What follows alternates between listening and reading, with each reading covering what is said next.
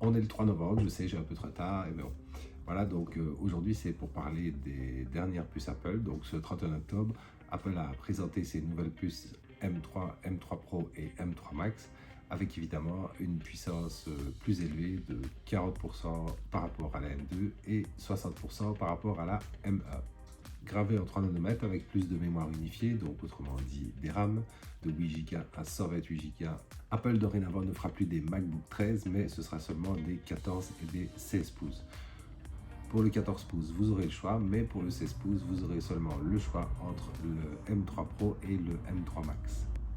La puce M3 s'adresse à monsieur tout le monde qui fait de la bureautique, qui fait des emails, travail de bureau, etc.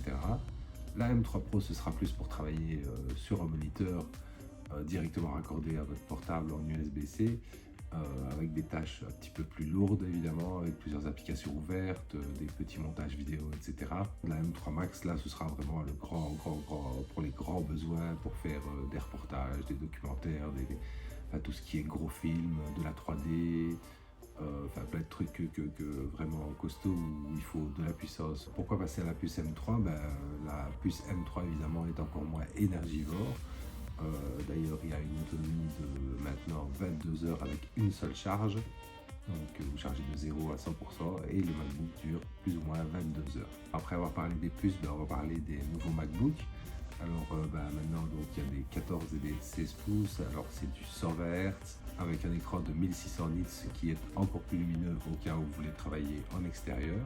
Pas de changement toujours pour la caméra, c'est toujours du 1080p pour faire du FaceTime, pour faire des conférences, des appels visio, etc. Le dernier Wi-Fi 6E et le dernier Bluetooth en date qui est le 5.3 je crois.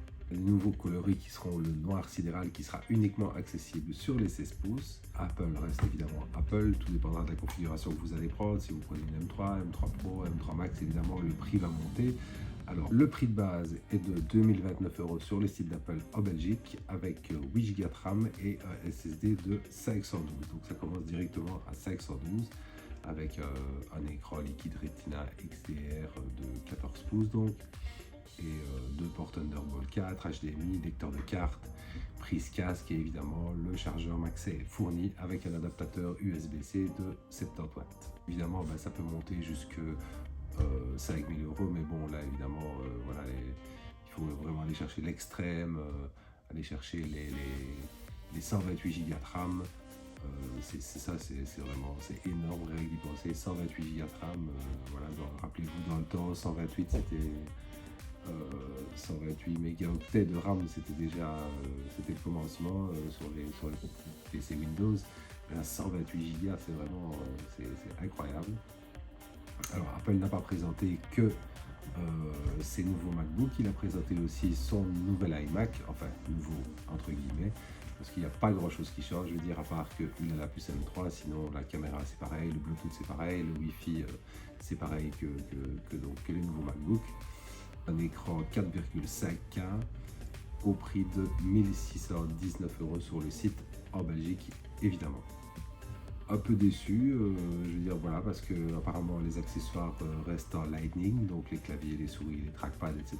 restent en Lightning, alors que les iPhones sont passés en USB-C et que les Mac évidemment sont aussi en USB-C comme les iPads, etc. Donc je vois pas pourquoi le Lightning fait de la résistance.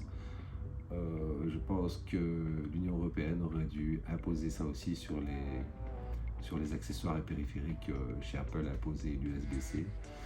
Donc voilà, voilà toutes les nouvelles. Bon, je suis un petit peu en retard par rapport aux autres, mais je fais pas souvent des vidéos. Je vais essayer de m'y remettre un peu, faire une vidéo par semaine. Donc voilà, merci d'avoir regardé. N'hésitez pas à liker, partager, vous abonner, etc. Enfin, vous savez ce qu'il faut faire, quoi. Et merci beaucoup. Salut!